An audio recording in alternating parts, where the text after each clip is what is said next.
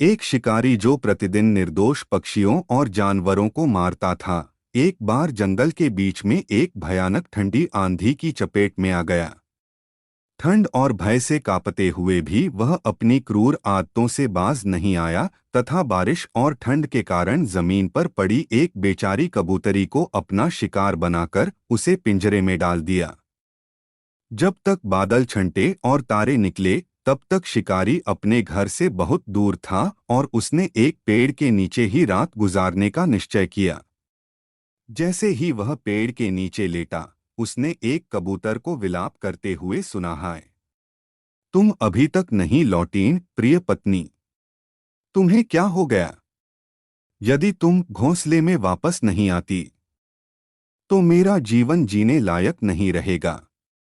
मेरे जीवन में तुम्हारे समान कोई मित्र नहीं, उससे बढ़कर कोई आश्रय नहीं।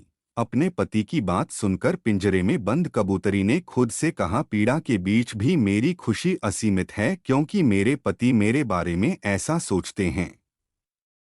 लेकिन हमें इस बेचारे शिकारी के बारे में भी सोचना चाहिए, जो तूफान में फंसकर अपने घर से दूर भूखा प्यासा है।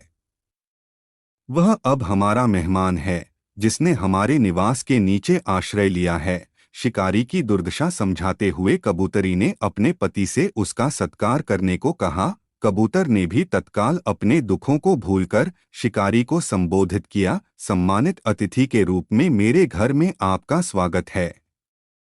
मुझे बताएं कि मैं आपके लिए क्या कर सकता हूँ। शिकारी ने कहा, मैं ठंड से अकड़ गया हूँ, हो सके तो मुझे गर्म कर दो। पक्षी ने सूखी पत्तियों का ढेर इकट्ठा किया और जल्द ही कहीं से लाकर उस पर एक छोटा सा अंगारा डालकर आग लगा दी। क्षण भर में शिकारी ने खुद को आग से गर्म पाया। पक्षी ने उससे फिर से किसी सेवा के लिए पूछा।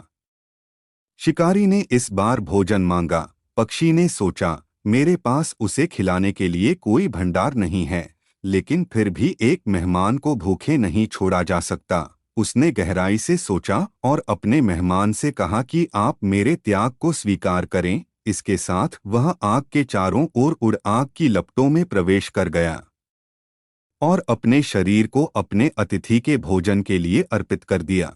अतिथि सत्कार के उस भयानक कृत्य पर शिकारी के मन में उसके द्वारा किए गए पापों का एक अज्ञात भय छा गया, जिसने उसके बुरे स्वभाव को उसकी गहरी जड़ों से तोड़ दिया और उसे पूरी तरह से चकनाचूर कर दिया। वह बोला, आप मेरे सर्वोच्च शिक्षक हैं, उच्च आत्मा वाले पक्षी।